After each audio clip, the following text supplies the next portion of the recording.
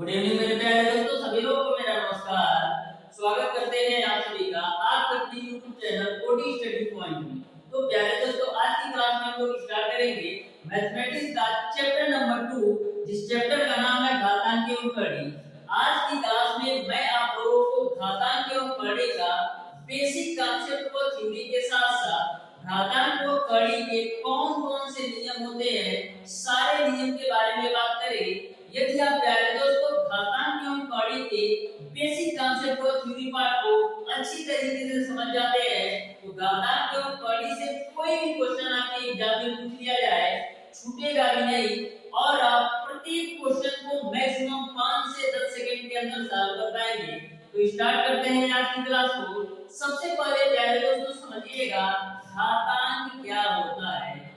सबसे पहले आप लोग समझिएगा घातांक क्या होता है। घातांक को इंग्लिश में बोला जाता है इंडाइसिस। तो घातांक क्या होता है, यदि आपसे बोला जाए कि यक्स को गुणा के रूप में n बार लिखिए तो आप इसको ऐसे लिखेंगे यक्स गुणे यक्स गुणे यक्स गुणे x dot dot dot n बार।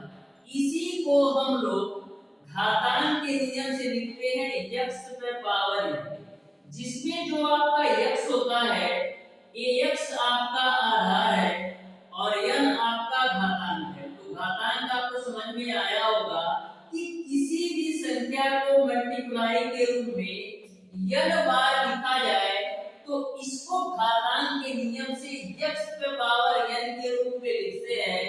जो आपका x होता है वो आधार होता है और n आपका घातांक होता है, इसी को घातांक कहते हैं। अब देखिएगा घातांक के नियम ध्यान से समझिएगा और प्रत्येक नियम को अच्छी तरीके से अपने नोटबुक में नोट करते चलिएगा।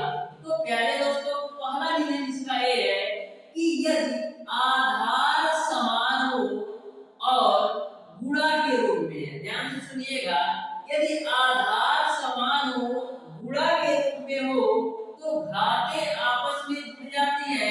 तो यहाँ पर देखिएगा तीनों के आधार समान है और गुणा के रूप में है तो घाते क्या होंगी, जुड़ जाएंगी। यानी इसको हम लिख सकते हैं a पे power m plus n plus p के रूप में। नियम नंबर 2 आपका है यदि आधार समान हो लेकिन भाग के रूप में हो।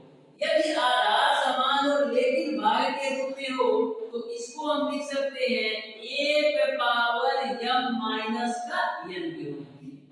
रूल नंबर 3 है यदि a पे पावर m पे पावर n पे पावर p हो तो इसको आप लिख सकते हैं a पे पावर m और n पे पावर p के रूप में। तो इस तरीके से यदि a पे पावर m पे पावर n पे पावर p हो तो आप इसको a पे पावर m n पे पावर p के रूप में लिख सकते हैं। अब नेक्स्ट रूल नंबर 4 है कि a पे पावर m और ब्रैकेट के बाहर n है तो इसको आप कैसे लिखेंगे, इसको आप a पे पावर m गुणे n के रूप में लिख सकते हैं। इस रूल नंबर 4 पर एक एग्जांपल मैं बताता हूं। जैसे आपको दे दिया जाए कि 2 पे पावर 3 का पावर 2 का मान बताइए तो इस रूल से आप देखेंगे इसी रूल पर है तो ये दोनों जो ऊपर के पावर है आपस में मल्टीप्लाई हो जाएंगे। यानी आपका हो जाएगा 2 पे पावर 3 गुणे 2 तो आपको मिल जाएगा 2 पे पावर 6। तो इस तरीके से आपको रूल नंबर 4 समझ में आया होगा।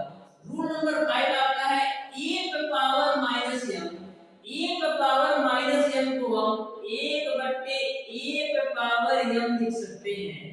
जैसे एक एग्जांपल लीजिए, जैसे आपसे पूछा जाए कि 2 पे पावर 3 को हम क्या लिख सकते हैं तो प्यारे दोस्तों 2 पे पावर 3 को हम 1/2 पे पावर 3 लिख सकते हैं, क्योंकि जब माइनस में a पावर है इसको जब बट्टे में ले जाएंगे, इसको जब भाग के रूप में ले जाएंगे तो प्लस में चेंज हो जाएगा और इसका मान 1/8 जाएगा।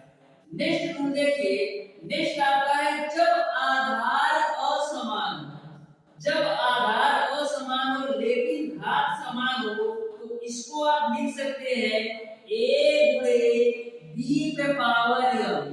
ऐसा कब करना है सिमिलरली आप एक एग्जांपल देख लीजिए, जैसे आपको दे दिया है कि 2 पे पावर 3 गुणे 5 पे पावर 3। तो यहाँ पर आप देख रहे हैं कि दोनों के आधार असमान है लेकिन घात समान है, तो इसको आप लिख सकते हैं 2 गुणे 5 पे पावर 3। तो यह भी आपको समझ में आया होगा। रूल नंबर 7 है कि एक पावर जो 0 का मान होता है वो इसका मतलब ये है चाहे आपका 5 पे पावर 0 हो, चाहे 50 पे पावर 0 हो या 100 पे पावर 0 हो, यानी किसी भी संख्या पर पावर यदि 0 है तो उसका मान आपका 1 होता है। यहाँ तक आपको पूरी बात क्लियर समझ में आ गई होगी। नेक्स्ट आपका आता है करड़ी। तो करड़ी क्या होता है, यदि किसी संख्या का मूल आप पूर्ण रूप से ज्ञात नहीं कर सकते तो उसको हम बोलते हैं करड़ी। देखिएगा करड़ी क्या होता है, यदि किसी संख्या का मूल आप पूर्ण रूप से ज्ञात नहीं कर सकते तो उसको हम करड़ी बोलते हैं। जैसे करड़ी के अंदर 5 है, क्या आप करड़ी के अंदर 5 का पूर्ण रूप से मूल्य ज्ञात कर सकते हैं? नहीं ज्ञात कर सकते, तो ये आपका करड़ी हो गया √6 हो गया √7। तो इस तरीके से आपको करड़ी भी समझ में आ गया होगा। अब बात करते हैं परिमेयकरण गुणनखंड। तो परिमेयकरण गुणनखंड क्यों करना होता है, तो परिमेयकरण गुणनखंड इसलिए करते हैं परिमेय संख्या ज्ञात करने के लिए, यानी कि हम लोग परिमेय संख्या को ज्ञात करने के लिए परिमेयकरण गुणनखंड करते हैं। जैसे आपसे पूछा गया है कि करड़ी के अंदर 5 का परिमेयकरण गुणनखंड क्या होगा, तो परिमेयकरण गुणनखंड का मतलब ये होता है इस संख्या को आपको परिमेय संख्या में बदलना है। तो परिमेय संख्या में बदलने के लिए परिमेयकरण गुणनखंड करते हैं, तो परिमेयकरण कर दीजिए। तो परिमेयकरण करने के लिए एक कड़ी 5 है, तो कड़ी 5 से आप पूरा कर लेंगे, तो कड़ी 5 में कड़ी 5 में कितना हो जाएगा 5। तो ध्यान में रखिएगा जो परिमेयकरण गुणनखंड होता है परिमेय संख्या में बदलने के लिए किया जाता है। जैसे आपका √6 है, इसका परिमेयकरण गुणनखंड क्या होगा, √6 से गुणा कराइए, तो ये √6 पूरे √6 आपका 6। तो आपको परिमेयकरण गुणनखंड भी समझ में आया होगा। अब देखिएगा हरों का परिमेयकरण। हरों का परिमेयकरण का मतलब ये होता है, जैसे आपको बोल दिया जाए 3/2 प्लस कड़ी के अंदर 3, इसमें आपको हर का परिमेयकरण करना है। तो हर का परिमेयकरण कैसे करते हैं, देखिए हर में दिया है 2 प्लस का कड़ी में 3, तो हर का परिमेयकरण करने के लिए इसमें आपको 2 माइनस कड़ी में 3 से गुणा और 2 माइनस कड़ी में 3 से भाग करना पड़ेगा। समझ में आ गया होगा। इसी में यदि आपसे पूछ लिया जाए कि 5/2 माइनस कड़ी में 3 है, इसके हर का परिमेयकरण करना हो तो क्या करेंगे, देखिए जब बीच में माइनस होगा तो प्लस वाले से गुणा करना पड़ेगा। जैसे आपका है 2 माइनस का कड़ी में 3, तो इसका हर का परिमेयकरण करने के लिए 2 प्लस का कड़ी में 3 से गुणा और 2 प्लस का कड़ी में 3 से भाग करना पड़ेगा। कहने का मतलब ये है यदि बीच में प्लस है तो माइनस वाली वैल्यू से गुणा और भाग करेंगे, यदि बीच में माइनस है तो प्लस वाली वैल्यू से गुणा और भाग करेंगे। नेक्स्ट आपका है संयुग्मीकरण। संयुग्मीकरण क्या होता है, जैसे आपको पूछा गया है कि a प्लस √b का संयुग्मी क्या होगा, तो a प्लस √b का संयुग्मी क्या होगा, a माइनस का √b।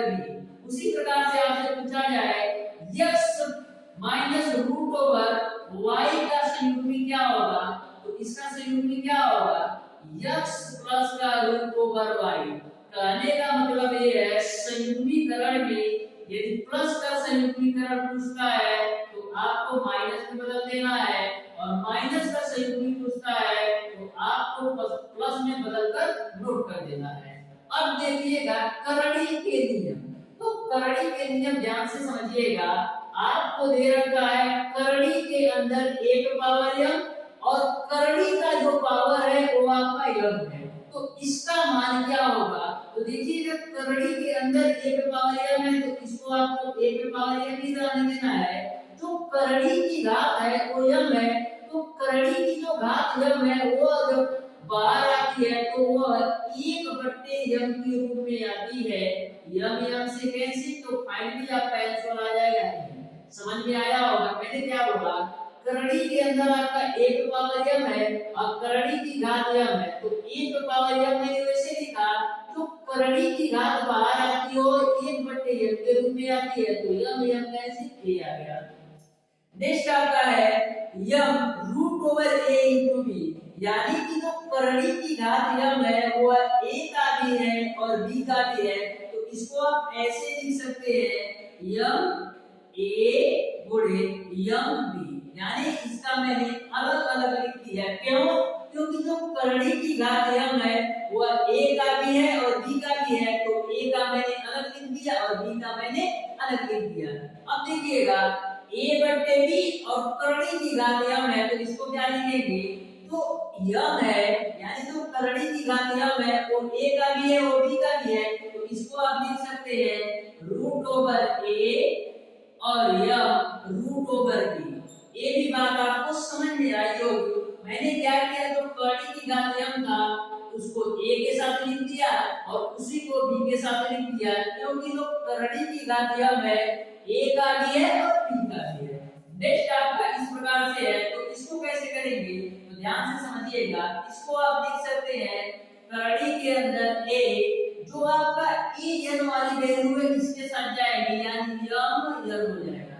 नेक्स्ट आपका रूल नंबर 5 इस तरीके से है, देखिएगा √a करड़ी की घात m दिया है और √a करड़ी की घात m। कहने का मतलब ये है कि जो करड़ी के अंदर वैल्यू है वो समान है, लेकिन जो करड़ी की घात है वो अलग अलग है।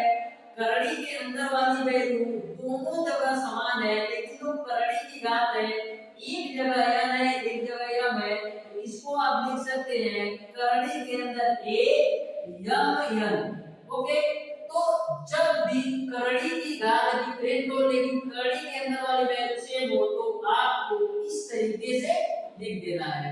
आपको पूरी बात क्लियर समझ में आ गई होगी। तो इस तरीके से प्यारे दोस्तों आज की क्लास में मैंने आपको घातांक एवं गणित के बेसिक कांसेप्ट के साथ साथ इसके जो भी नियम है टोटल नियम के बारे में बता दिया।